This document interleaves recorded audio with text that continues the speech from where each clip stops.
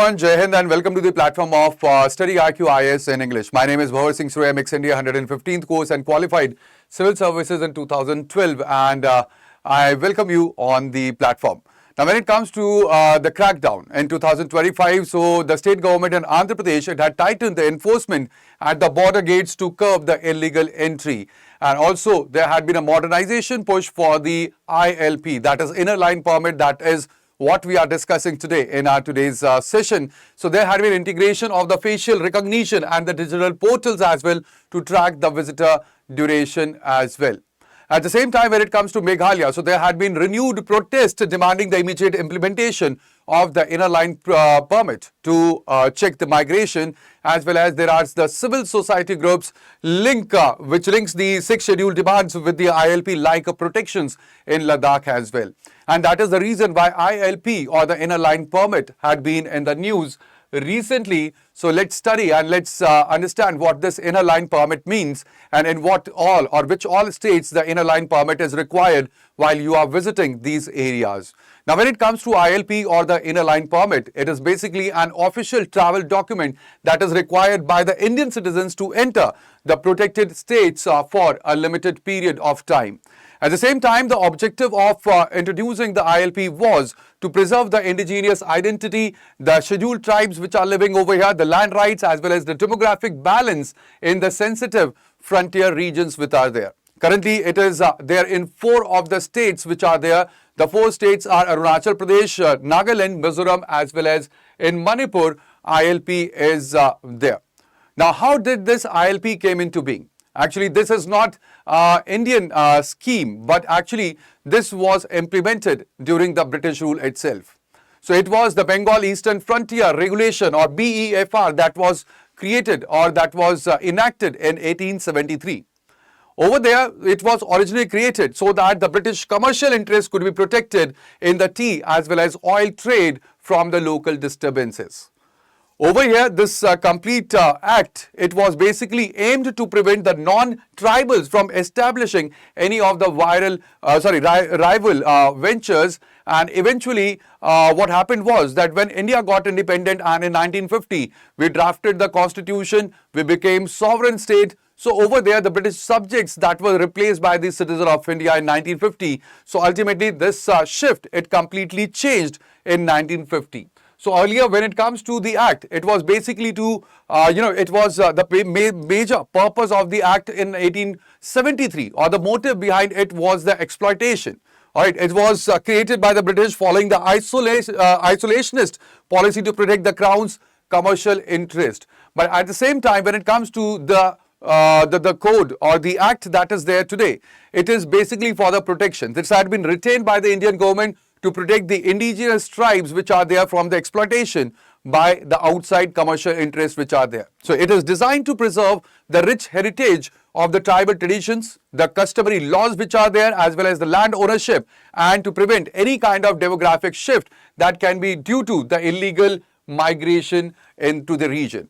So these are the northeastern states where we have the inner line permit that is in place. Arunachal Pradesh, there is complete state that is under inner line permit. Then in Nagaland, it is governed, there is a complete entire state with the historical exception that is there in Nagaland. In Manipur, it is the most recent addition to the ILP or the inner line permit. The ILP was extended on December 11, 2019. All right, after the signed order of the then President Ramnath Kovind, and then Mizoram as well, because when it comes to Mizoram, again, the complete state is there under the ILP. So over here you can see that these are the outermost frontier states where we have in the northeast region that the ILP is in place. Ladakh also have briefly reinstated the ILP in 2017, but then abolished it again in 2021. Now, there is a kind of clash when it comes to ILP and the fundamental rights that are there. Because when it comes to Article 19.1, it provides with the freedoms. There are certain freedoms, especially in Article 19.1 Clause D and Clause E, which gives the freedom to move freely throughout the territory of India and to reside freely. But again, this is subjected to the reasonable restrictions which are there in our constitution. And Article 19.5 specifically allows the restrictions for the protection of interest of any scheduled tribe. There is also another special, permission that is required by the foreigners for entering into these scheduled areas. Basically, this is governed by the Foreigners Protected Areas Order of 1958, which defines that complete India is in a line for the foreigners, as well as if the foreigners, they want to enter into these scheduled areas in the states where we have the ILP. So they do not require ILP, but they require PPA, that is protected permit, access. That is what they require. Now this ILP, it overlaps with the 6th schedule as well, and it provides a dual layered protection for the administrative as well as cultural autonomy that is there. And ultimately the Supreme Court, when it was hearing about the Chakma refugees, it has said that the constitution balances the individual freedom with the collective survival rights for the indigenous communities which are there in our country. Now over here, this is where this complete news article, it finds its place, and it is about the ILP that is being modernized in Arunachal Pradesh. Now, the catalyst for modernizing the ILP or inner line permit was driven by the growing public demand to protect the local communities and even to better regulate the influx of the outsiders into the Arunachal Pradesh.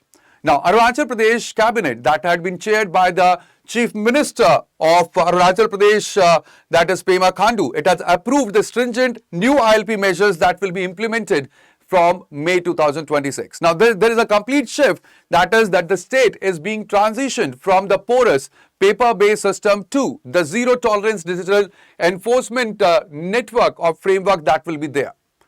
Now, over here, when it comes to the ILP, it has also certain disadvantages as well. When it comes to the polity and governance, ILP, it tests the asymmetrical federalism that is there in India. Alright, ultimately, when it comes to balancing, so the states' rights had been balanced with the national citizenship, and ultimately, when it comes to the friction that is there, I told you that ILP or the inner line permit, it contradicts the freedom values that are enshrined in the Constitution of India. Also, it creates the labor scarcity. All right, because ultimately the people, they will require, the citizens which are there, they require the ILP to enter into these areas. So there is a labor scarcity that is created in these regions, and this hampers the Act East policy by slowing down the infrastructure projects in these regions. It is also, when it comes to the ILP, it is very crucial for the border security near the LAC. All right, it checks the transnational crimes and even the insurgent movements in these regions, and that is why this is very, very important.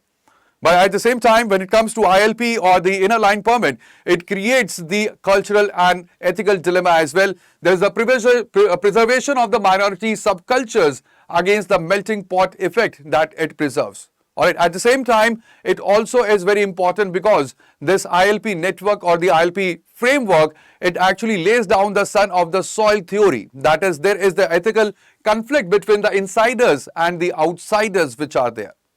Also, it also lays down another question in front of us, and that is that does this isolation, it prevents the benefit of the modern technology and integration for these tribes which are living in these regions. But again, we have to understand this thing that it may be development for us, but at the same time, they are preserving their culture, which is again very important right that is enshrined into our constitution as well. There are concerns over the harassment of the genuine Indian citizens at the border gates. Again, that relates to the human rights concerns into these regions, and that is again where we have the ethical dilemma that has been posed by the inner line permit. Also, when it comes to the CAA or the Citizenship Amendment Act that was brought down in 2019. So the Citizenship Amendment Act of 2019, it says that it does not apply to the areas which are under the ILP or the inner line permit regime, or also in the areas that are there under the 6th schedule area. That means that the Citizenship Amendment Act of 2019, it does not apply to the northeastern states which are there. Now, there had been demand trigger, that is after the Citizenship Amendment Act was, applied. So there were the states like Meghalaya and Assam, they have demanded that ILP should be there as a legal shield against the naturalized citizenship. And ultimately Manipur had been, which was not earlier in the inner line permit, it was added to the inner line permit in December 2019, specifically to address this linkage or the related fears about the Citizenship Amendment Act. There is also a constitutional paradox that you will see over here, that over here we have created the enclaves. These enclaves are the regions where we have the inner line permit. All right, so these are the enclaves that we have created where the national laws, they differ significantly based on the residence. So this is, we talk about whole of India as a country or whole of nation as a country, but at the same time we have different enclaves which had been created because of the inner line permit. And again, that is the constitutional paradox that this complete aspect it lays about. Also, there are certain challenges and the criticism of the inner line permit region as well, because the permit, it creates a kind of psychological and regulatory hurdle for the global as well as the domestic tourists which are visiting in these places. Also, there is construction and the agriculture in the northeast that depends upon the migrant labor. And there are labor issues. The ILP or the inner line permit, it delays the project timelines in these regions. Also, there are the reports of the middlemen and the administrative leakage in issuing the manual permits, which pertains to the corruption into the complete, framework. And these are the challenges or the criticism of the ILP. So what should be the way forward, or how should we move ahead and we implement the ILP in a better way? The first and the foremost thing is that there should be a biometric integration. That is, we are talking about smart governance. We should transition from the simple ILP or eILP to biometric verified entries into the region so that we can prevent the identity theft as well. There should be community vigilance where we should involve the village councils in tracking the long-term stays without over-policing. Also, there should be streamlining of the tourism where we should implement the permit on arrival for the verified tourists to boost the Indian economy and the economy of these regions, the economy of the Northeast region. There should also be interstate database where a centralized portal should be maintained or it should be devised for the northeastern states so that when it comes to the data on the migratory patterns that could be shared among these northeastern states. There should be Act East integration as well, because when it comes to Act East policy, it is very important that the infrastructure in the northeastern state, it should be robust. So there should be security measures which should be ensured so that ultimately it will not stifle the trilateral highway or the rail connectivity in the region. So these are the things that should be thought upon, that should be pondered upon, and ultimately we should make the Northeast shine again for India and for complete of India. And that is all. That is the thing that I have to tell you, that the inner line permit, it is just not a travel document. It is actually a constitutional shield for the cultural survival as well as cultural preservation of the tribes which are living in this region. The challenge lies in making the complete process frictionless for the progress and also remaining impenetrable for the threats as well. If you have any questions or any suggestions, you can leave it down in the comment section. So that would be all. But at the same time, before ending the session, let me tell you that if you are preparing for the UPSC Civil Services 2027 or for 2028, you can join the courses, and all the courses which are there available on the Study IQ platform. Right now, they are up for the grab with 50% off and even double validity. So you are getting double boom on the Study IQ. That is 50% off along with double validity that you are getting. And ultimately, you can join the foundation course for the GS for 2027 or 2028. That is Resolution P2I batch that we have on our platform. All right. For gaining this maximum discount, what you need to do is you need to use the code that is BRS Live and you will get this discount. And please note that today is the last day to grab this offer. All right, so today is the last day. Use this code that is BRS Live and get 50% off along with double validity that we have.